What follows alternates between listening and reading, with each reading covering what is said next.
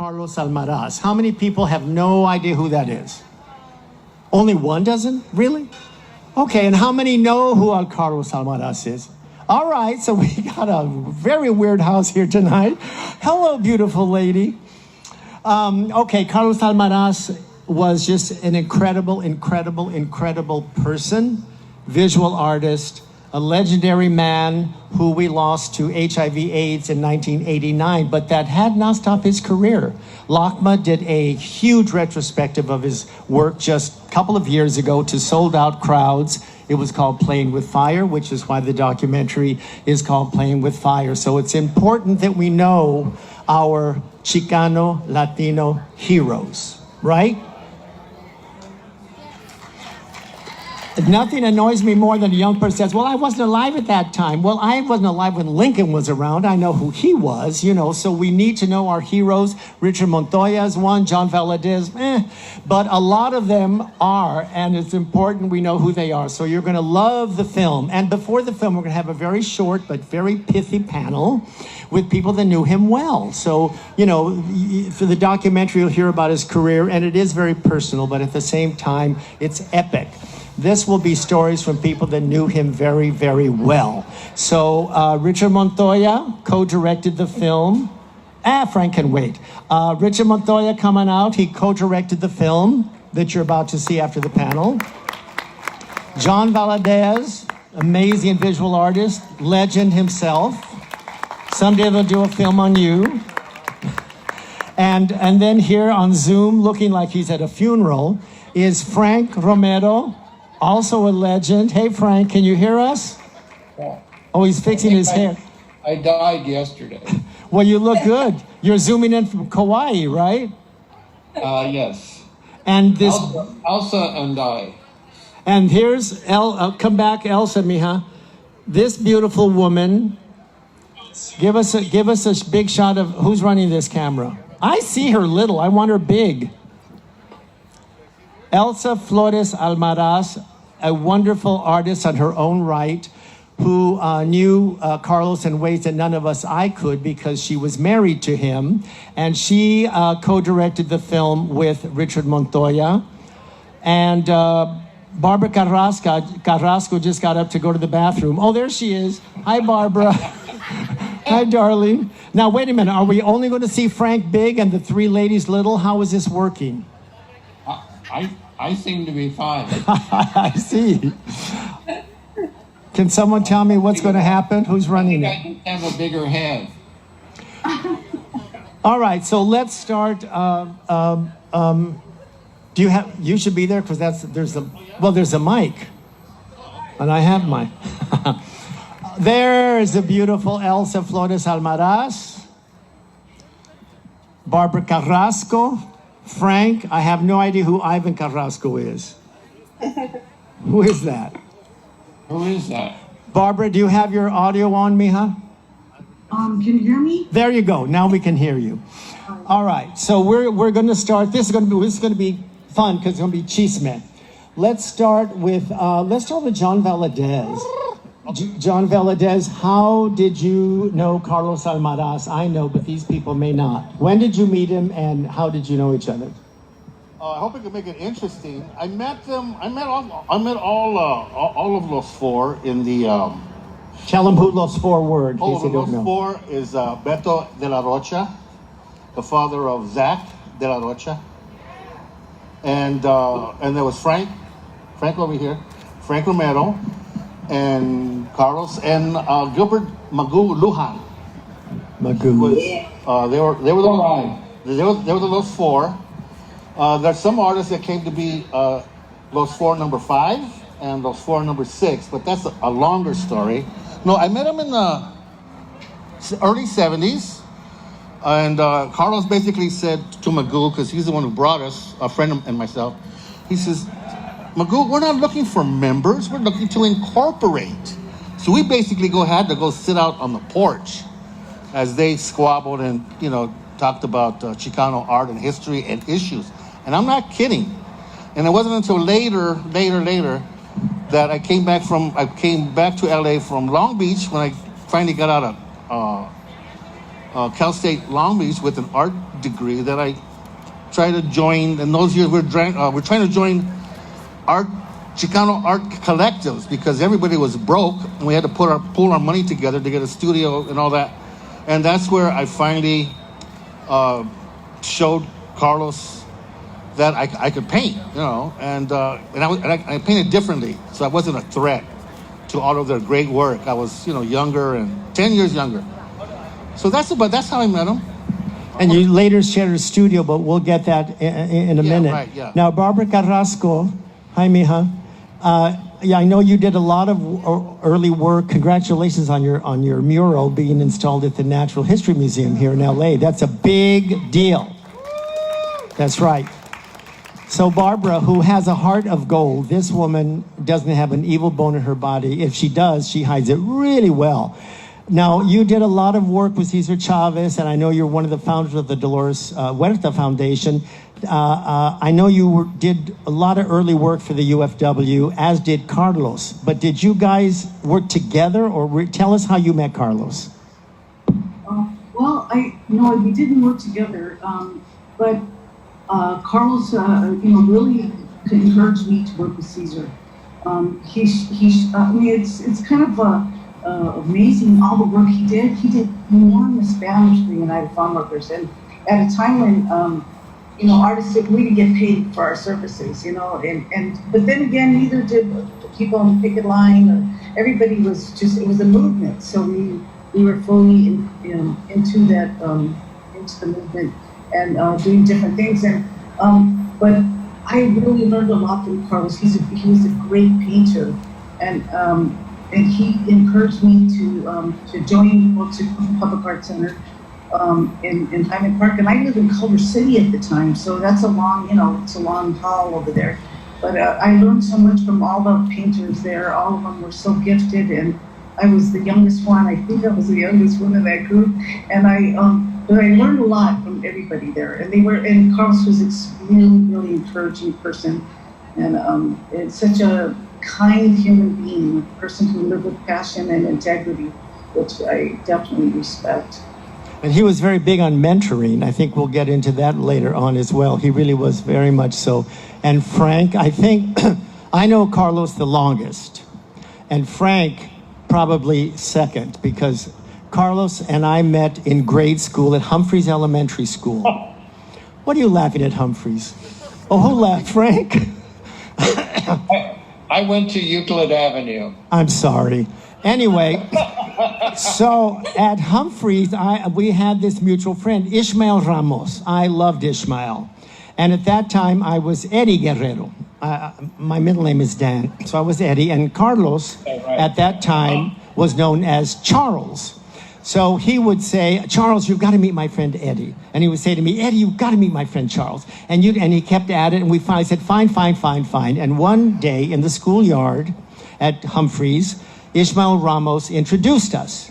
And that was the end of Ishmael Ramos.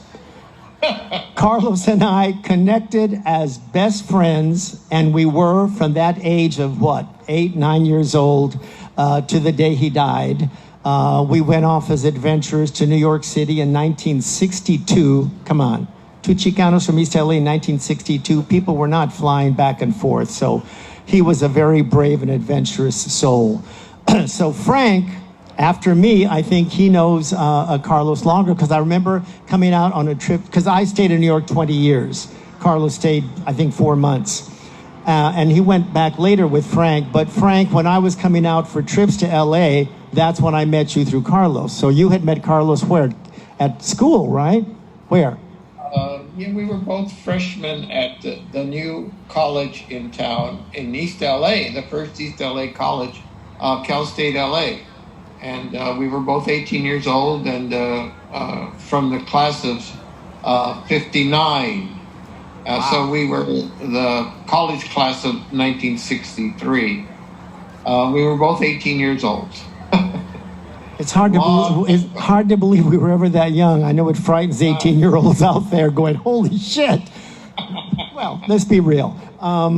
I remember all those years so well. Now, Elsa, I can't really say how did you meet, because as his wife, there's a beautiful, beautiful segment on their relationship. So I don't know if we want to save you when we get to talk more about the film. What would you like to say, Mija? Take the stage. Well, I was 4 years old when Frank and Carlos were in college. Carlos is 14 years younger than I was. And I will say that we met doing political work in the community, grassroots work. I was working for the committee to Free Los Tres. He and Los Four came to me saying, we want to do a mural. And that's how our friendship began. Later, we both worked at Plaza de la Raza Community Center and teaching art and music. And then we started dating 7 years after our friendship. I remember getting a postcard from him that you two had gotten married. You were married where? We eloped. Carlos felt he was too old to do a wedding. He was like too shy. And I was totally okay with that. So we eloped to Cancun when it was not even developed. There's just stretches of empty beaches. And we're both water people. So it was magical. We came back, everyone was mad at us. We had a big party and everyone was okay with that. And Los Lobos played at our baby shower. I remember. I mean, I wasn't there, but I know you're very close to Louis and Los Lobos. Richard Montoya, you're the only one that didn't, you really didn't, you never met Carlos, right? He had long gone when he came around. Don't you lie now, there's people listening. I'm offended you're not referring to me as Mija, because you called Barbara Mija and Elsa. You go, Well, the night is young. but if one person can do it, it's you, Dan. It's like we're not going to call HR right now. But I remember being around Mountains. My son Mountain's age. He's running around here with his friend Emilio. So that's Wayne Healy's grandson and Jose Montoya's grandson, wreaking havoc over there. So that's a nice echo. Those two boys remind me a lot of you and Carlos. I know, you said that to me. Their closeness is- at the screening, and they there's- were playing. He goes, "That's you and Carlos." Well, they're spiritually, Yes. like you say, it just moves other friends out of the way. It's like the energy. So just to paint the picture a little bit for Elsa and Frank and Barbara, it's a wonderful scene here. The sun is about going down. The heat of the day is gone. The Sacred Souls are signing autographs over there, and they're going to then turn their attention onto the film because we really want the young people to see this It's film. important. It's Carlos important. was not only young but essential, and what he and that community did for art, we're still riding that wave today. I did not meet formally Carlos. I am convinced that I was around Mountain's age when I saw Carlos speak at there was this group called Concilio de Arte Popular. It was this fantastic group of everyone from Luis Valdez to the Royal Chicano Air Force to Manazar Gamboa, the great poet, to Asco, to San Diego. down to San Diego, the Tortuga Patrol, the guys from Fresno, Magoo. There was this amazing informal organization of artists, men and women, and they would meet. What year are we talking? We're talking about a decade of time when the CETA program, and there was means of which you could have groups like that. Magoo's Mental Menudos would later kind of be an outgrowth of that. But I remember hearing a restless young Carlos at that time talk about the need for humor in our movement because it was so god-awful serious at that time. And then Luis spoke, and Rene Yanez, rest in peace, And there was something from what Carlos said that Rene reminded me later. Carlos kind of put that thing in our ear about needing to have humor in the movement, that we would have to diversify in many, many ways, satire and humor being one of them. So I'm not saying that we went off and formed Culture Clash that day, but there is a reason there's a little snippet of Culture Clash in the Almaraz documentary.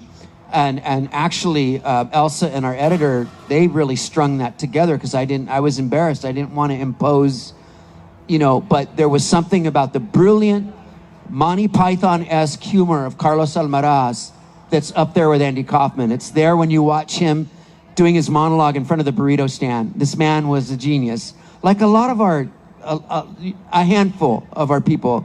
My dad was very funny. Cesar had a sense of humor. Carlos's humor. So I think a part of me just gravitated onto that part of him, and I think that Culture Clash owes a little nod, a little thank you to what we all achieve and want to be, not just telling jokes at expense of our gay and lesbian brothers and sisters, at the expense of poor people, at the expense of all the houseless people we have to walk by just to get to this event tonight. There's a lot of unfortunate folks around us. So our humor doesn't want to be told at their expense, but there also is a very much a brilliance to the humor of Carlos that's very Mexican and it's very American at the same time. Well, you know, mija, it's all generational. I'll tell you why, because what you're saying, my dad was an entertainer, Lalo Guerrero. And Carlos and I, he was part of our family. We lived a block apart on McDonald Avenue. And I remember reading an article or an interview or something, and at one point Carlos said that he had learned, because many artists, I know I'm generalizing, and we're talking about another time, we're not talking about today. He was one of the few artists who could really get in front of people and speak, and he was the leader, and many artists weren't able to, the word's not shy, I don't know what it is, but they spoke through their work. He was able to do that, and he said he learned it from watching me, a showbiz person. I said, well, I learned it watching my dad, and my dad who used humor to get his point across a lot. So I'm saying, from my dad who influenced me, who maybe influenced Carlos, who influenced you, it's all this thread. And humor is, you can teach so much through humor. People have no idea they're being educated because they're having a good time. You're a master at that, God knows. John, you not so much, mijo. But Elsa, mija, tell us about, because he was funny as shit. Carlos was a fantastic storyteller. He would go into accents and characters, and he'd throw on wigs, and I remember when he passed, Maya, their beautiful daughter, what was she, 6? 5? How old was Maya? She was about 6, and you told me one time that of all the things that you deal with when you lose a spouse, that all the fun was taken out of the house when he left, right?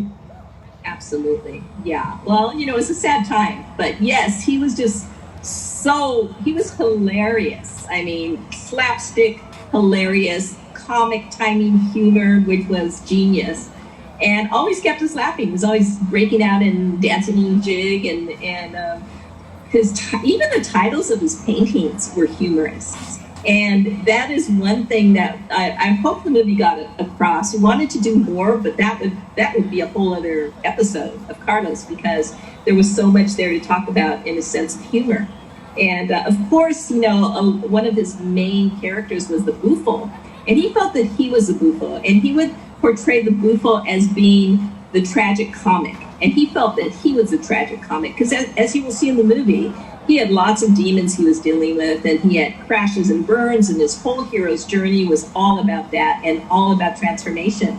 But luckily, he kept a sense of humor about that, even when he was down in the dumps. And I think that was a saving grace. And it was just, Maya and I, through the years, we healed up from not having him in the house, but there was a huge loss, a huge void when he transitioned. Yeah, I think our sense of humor is what connected us. That's what I think we really got into, no question. Go ahead. I think you were the foundation, because he said you guys would put on these plays for all the kids. Oh, and yeah. Nickel or something. And we'd rip them off.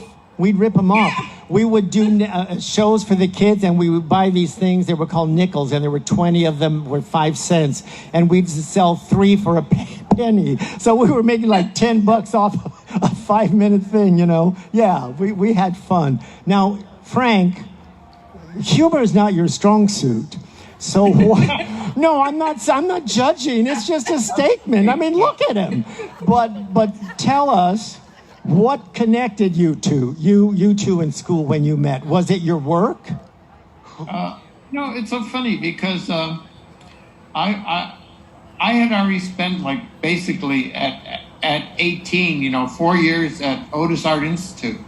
and I met this young, talented kid that, you know, he loved to talk, and he was engaging, and people really loved to spend time with him. And he showed me all his early sketches of Walt Disney cartoons. And I couldn't believe it, because he wanted to go to work for Walt Disney. And I said, no, you don't. You want to be a fine artist. And in a sense, he said, oh, really? And we started from there. Yes, and I guess I was breaking up with a girlfriend, and You were always breaking up with a girlfriend. Oh, yeah. With somebody. Honestly. And so he had a little room that his father built. It was actually a lean-to. It was like 4 feet wide. A single bed fit in there by 10 feet long. And so he took me in. And we finally just started sharing houses and studios for the next, almost 30 years. And then he left me after 30 years and dated a few women and met Elsa, which I was kind of shocked to know all that. And I think they got married maybe just after my second or third marriage. I forget which. Yeah, you're the Elizabeth Taylor of the Chicano art world. I've been married a few times, yeah. Let's back up to Walt Disney for a minute here. Walt Disney was his idol. He used to draw Bambi, and he loved the characters from Fantasia in particular. And he would paint on a piece of glass and then flip the glass over and frame it. And his idol was Walt Disney. And one time my dad was writing some songs and things for Walt Disney, and he had to go to Disney Studios. And he took me, he said, come on, mijo, we'll go. You can meet the Mouseketeers. And I took Charles. Elevator opens. It was Charles at that point. What? Yes. Elevator Charles. Doors. I'm telling a story, John. Yes, all right, okay. And so an elevator opens, and who was standing there? Walt Disney. I thought Carlos was going to faint. And Walt Disney said, oh, hey, Lalo. It was a different time. Hey, Lalo. And my dad said, oh, Walt, this is my son, Eddie, and this is Charles. Charles was like, that was the most thrilling thing. We were like maybe, 12, 13, something like that. But Walt Disney was his idol. I'm not quite sure why in particular, but I know Fantasia was one of his favorite movies. Yeah, he loved Fantasia. If I can inject, Go ahead. You can see in his artworks that his color sense is very much adopted from Disney and the Disney artists. I mean, he had green skies and yellow clouds and, all these amazing color combinations. And also, when we got to use clips from Fantasia in our movie, which is unheard of. I mean, who can license a Disney Fantasia clip? Well, because we were talking about, Carlos was talking about aligning Disney with contemporary art and comparing them to Andy Warhol as far as being socially available and making a commentary. The Disney people love that. So they let us use those clips, which was a huge coup for us. Huge. When I saw the movie, I thought, what the hell is she thinking? They're never going to give clearance for that. But you got it. Barbara, say something. I don't want to forget you in there. Tell us a great Carlos story. Well, I just remember I really loved all his suggestions for me to read, to get like a whole universal feel about movements all over the world, not just the Chicano movement. And so he had me reading all these books, Pedagogy of the Oppressed. I still have that book, and he wrote his name on the side of it. But he was really an avid reader, which I didn't know at first. And I had just gotten out of UCLA, graduated from there, and he just encouraged me immediately to work with farm workers. And I didn't really know that really funny sense of humor that he had, but I think I told this, Dan, I don't know if you remember that story when John and I and Carlos went to the beach, and I was coming out of the water, and John was still in the water. That's why he hadn't heard Carlos say this, but Carlos looked at me, and I was like really embarrassed because he was checking me out, and then he says, God, Barbara, if I look like you, like the biggest whore in LA. And I just couldn't believe he said that. And they just make, that was like really funny for me because I was embarrassed when he said it. And then I didn't realize that he started to talk about his own personal experiences with different people and but he was never like, I never heard him badmouth anybody. I never heard him he really influenced me a lot. I thought he was a really good person, you know, a good human being that I was happy to call a friend. He was that. Yeah. John, tell us. I'm sorry. Go ahead, Elsa. I just wanted to congratulate Barbara because today is Barbie's 27th birthday, her daughter Barbie. And John Valadez's birthday was 2 days ago. Happy belated, John. Thank you. Yeah. Welcome to 40, John. Yeah. In dog years. John, you two shared a studio on Spring Street. Uh-huh. How was that work? Tell us about his work process, or what was he like when he was painting, and did he go off into Space Mountain, or what? Tell us about sharing a studio with him. Well, the thing was at the beginning we had the Public Arts Center with Barbara, Frank for about a fighting minute, you know, 5 minutes. Yeah, right. And you know, other people that I won't because they're not here. You know, I have to interject because we had a fight at the first meeting, Here he and goes. I overturned the table, and to save Carlos, everyone, including Leo Lemon, sat on me, and that was the end of it. well, they were the Well, that actually explains a lot. they were the elders, and that was the first meeting. I don't know what it was about, and we were like, "Wow, these guys are too close." He was always wanting to be a communist.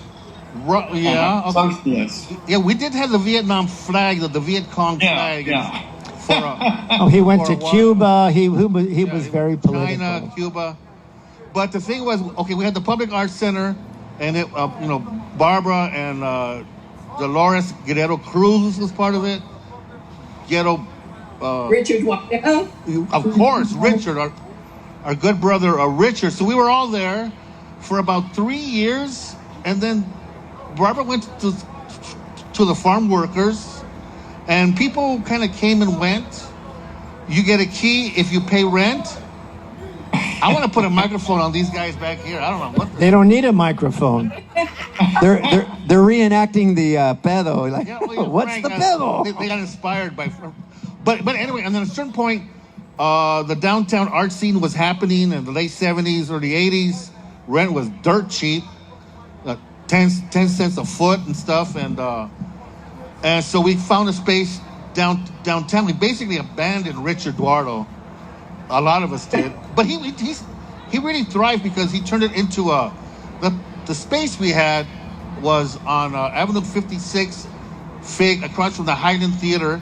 People know Highland Park, and they opened up a punk concert played where the Blasters played and the Plugs and you know a bunch of, and there was a lot of fights and you know the punk scene in the early the late 70s, early 80s, and then finally and then finally Richard came downtown also, and so in downtown I really learned a lot from his intensity, his commitment. He was always reading. He had me always arguing with him.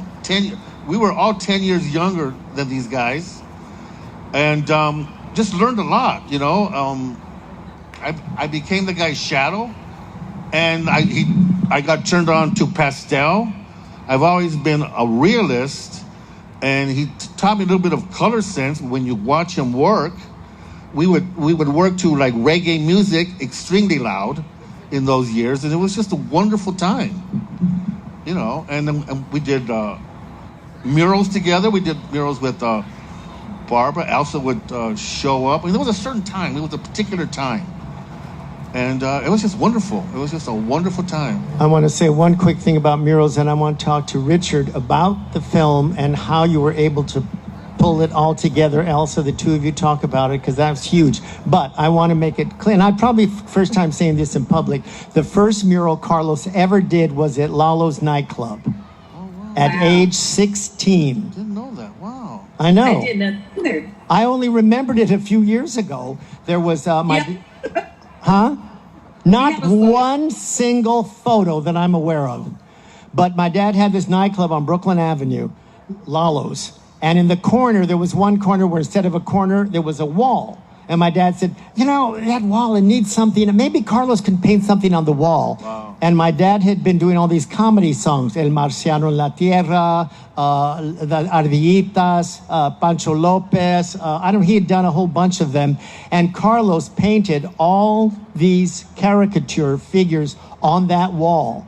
Oh. So the first Carlos Almaraz mural, Barbara Carrasco, was at Lalo's nightclub.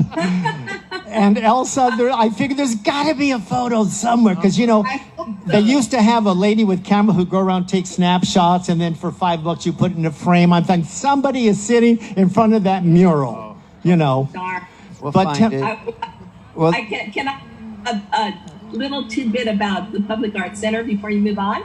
Is that recently it was Highland Park made it a historical monument, the Public Arts Center. And so that's really great that's happened. And I think Judith Hernandez was also working out of that space as well. Briefly, yes, she was there. Yeah. A lot of people quit and came back. Yeah. And they kept her. They kept her chair warm. After years. And I think with that Highland Park thing, they are dedicating the Viet Cong flag as part of the, part of what is going to be up there eventually. that moment in history. Yeah. It was good. Richard, I know Elsa was working on the film, which is epic. I mean, it's very personal, but it's also epic. And she was working on it for a few years and gathering pieces, as one does. It's a long process. How did you get involved in it and wind up co-directing with Elsa? How did that happen?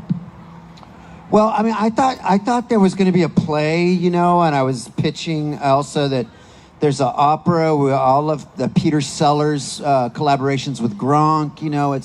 It felt that big. It felt Shakespearean and Greek. Carlos loomed over the city. And so just as a dramatist and a filmmaker, I was very drawn to that, having turned my play Water and Power into a film. Beautifully, by the way. Thank you. And this and that. Unusual, challenging films. It's to the young filmmakers out there, that's your job. Is you've got an iPhone, you're a filmmaker, and you can do these beautiful, challenging films. But when you walk into John's studio, for example, and you see the pastels that he's talking about, you suddenly are transformed. There was a few interviews we walked into that's like, we have the film. One was Michael Govan at LACMA. And then John's space, and then the studio that Elsa still keeps in Highland Park. I mean, this is where we really built the tent poles, the early tent poles of the film. Everybody brought their strengths to it. I wasn't a whole lot of what had transpired prior. I know the nature of films. They're hard to get off the ground. They're hard to get going. It takes money. We have community producers here in the audience tonight, Lupe Ariola, different people from the community that just gave little bits of money so that we could actually do this, and that's what it takes. Mark Roberts, our producer, of course, brother of Roberto Orgia del Montes, Cástulo de la Rocha, Tom Beers. Cheech said recently that the film was relentless, and I think that's a huge compliment. It's a relentless film. It could have so easily been one thing or another, but it really gets into the psyche, and I think in the end, I felt that my job was to serve Carlos first and foremost, and to collaborate with the collaborators. Look for the moment where Frank is talking about the show at LACMA and the use of spray cans. And I just love the way he said spray cans. That's because he spends a lot of time in France. Well, it was so new back then. And then the arguments about, how Chicano and how Mexican and how American. And I think in the end we walked away saying, damn it, This guy was an important American master, you know? And then all the tentacles, all the tributaries that flow. Now, you just mentioned, the first time I hear about the mural at your dad's, your description of that mural is there's a lot of Disney in that description. Oh, totally. It's the humorous character. character. Of his Disney-is at that time. Santa Claus. What? Santa Claus. Santa Claus. Pancho Claus. My dad wrote Pancho Claus. And but tortillas for two. There are no tortillas. Yeah. No, that's before that. That's before that. But now, Elsa, how the two of you, because it's a hard gig directing. How did you? And you were in Hawaii, and you were here. Tell us, Elsa, how that whole process worked. Well, thank you for asking. I was coming back and forth to LA every other month to work on the film. So there was a lot of like in-person collaboration, and we would all bring different pieces to the movie, and I had all that research and development from the decade before. And I think for me, one of the highlights was having Zach de la Rocha, who knew Carlos as a child, and I was like trying to manifest him. I'm like, you know what we need is Zach to read Carlos's journals, because Zach's voice, the timbre of his voice, is very much like Carlos. In fact, people who knew Carlos well, when they listened to the movie, they weren't sure if it was Carlos or Zach talking. So one day I'm like, we need Zach. And then the very next day, he's walking across the street in Eagle Rock, and I run into him, and he starts crying. He says, I'll do anything for Carlos. He means so much to me. So that was a huge coup. That was gold to get Zach on board for that. So there were so many highlights like that, and just like accidents that happen, just like in painting. Some of the most brilliant moments in one's painting are the accidents that you allow and you go with them. And we had a huge, beautiful, creative team that made magic with us. And your editor was great. I love him. Oh, was amazing. Yeah. You talk about Carlos' voice. I was shocked the first time I saw the documentary, and you see Carlos talking. I don't remember his voice being that high at all. I was like, who the fuck? They have Mickey Mouse doing VO. I was shocked at how high his voice was. Again, Disney. But, we would go to Echo Park and we would do reenactments, and I would go out there with Elsa and our drone operator, Max.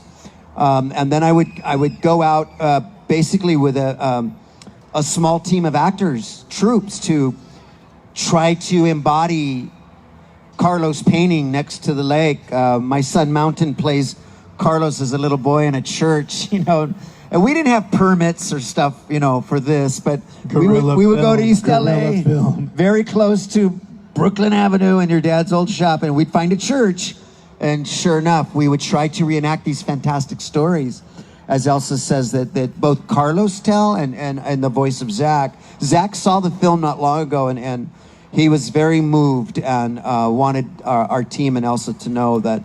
And I said, Zach, the Beto show has got to be around the corner. I know there's their Osco film is in the works. And just one last thing I'll say is the great tradition of Carlos giving Barbara a list of books. I remember one time Harry Gamboa picking up a very young, inexperienced me at the Greyhound. He took me to Philippe's and he wrote down 10 books that you've got to read if you're going to move to LA. And it was The Plague by Camus. It was like these dire books, man, that I only got later, that is a tradition, and it is what a gift. I want to be sure that we pass on our list of must-read books. And I would say that Playing with Fire, Almaraz, is a must-watch film for all young people that want to be artists, want to be filmmakers, anyone that has ever been shut down or shut up. You're a young Chicana out there. You're a young Latinx kid. You're a queer kid. Whatever the case may be, Carlos holds that space for us. He's so many things to so many people, and it's got to be on our top 10 must-watch. I put it before any of my own films. This is an important film. It's still on Netflix, right? It's on Netflix. So you're going to see this film now. Are we ready to go? Where's I don't know who? Oh, Chimina, yeah. Okay, so please enjoy Playing with Fire, directed by Richard Montoya, Elsa Flores, Almaraz. Thank you, Barbara. Thank you, Frank. Thank you, John. Thank you, Dan. Thank you all. Hawaii.